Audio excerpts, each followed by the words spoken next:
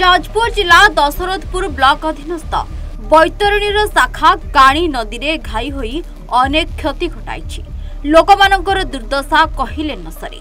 पानी छाड़ी सत किंतु उजुड़ी जाइछि चाष और बास। दास हराइछंती गृहपालित पशु।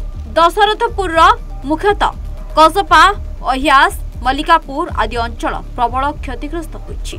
दुख दुर्दशारे रहिथिबा लोकमानक स्थिति अनुध्यान लागि नेता मंत्री घटनास्थल को गस्त करुछंती। तेबे सांसद डॉक्टर रविनारायण बेहरा और जिलापाल वनांचल परिदर्शन करथिले। ठीक एही समय जिलापाल और सांसद घटनास्थल बुली देखुथिबा समय कुंढे पकई कोहभरा कंठरे दुख जणाइले बन्या विपन्न। एवं दृश्य देखा मिली जाजपुर जिला दशरथपुर दरघाई मल्लिकापुर पाखे जो घाई है आमे प्राय 6 मास पूर्व कि 4 मास पूर्व आम आसिक एरिया बुली पादर आसिक बुली कौन डेंजर हम एवं प्रेडिक्शन गौतम भाई जो करते सेपट बंद बंद हो गला तेणु एपट घाईर चांस बेसी एमती कहते कि देखते से अभी है एटी काणी बंद स्ट्रेटनिंग टंका सांक्शन प्रोजेक्ट सांक्शन सब हो खाली जो चली जो ग्राम सभा से 70% कौन साइन कर सारे साइन हेल्ले से कम आरंभ हम कि जहाँ देखिले बहुत परिस्थिति सांघातिक कारण समस्त पूरा डायरेक्ट घरटा पूरा भुशुड़ी पड़ी गोटे घर जाइए घर जाइए 2 जन जहाँ शुणिली 2 जन माने अफेक्ट होने माने मरी जाइए।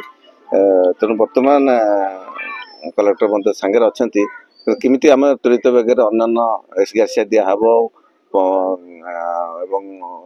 आर्थिक साहाय्य दिज्व रंधा खाद्य मत दिया रिलीफ ठार आरंभ कर पॉलिथिन अन्य सब दिज्व व्यवस्था कहली तापर सबुठ बड़ अफेक्टेड नेग्लेक्टेड होती गाई गोरु मान गाई गोरु मान किमिति फर्डर दिहब सेटा डिस्कसन कली। बन्या प्रभावित अंचल आसी एमिति एक दृश्य। बन्या पानी छाड़ा पर बन्या विपन्न आखिरू लुह सुखुनी। बैतरणीर शाखा नदी काणी रे 150 फुट्र घाई सृष्टि होगा फल गाँ भितर पानी पशिला एवं अनेक अंचल क्षतिग्रस्त होता। नदीर जलस्तर जदिओ कमी किंतु गाँव संपूर्ण पानी छाड़ा समय लगे किंतु बन्या प्रभाव रे जीवन जीविका सबू उजुड़ी जाइछि।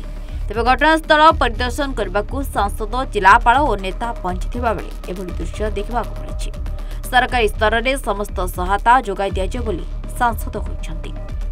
धर्मशाला विश्वनाथ स्वाईं रिपोर्ट सूचना टीवी 24x7।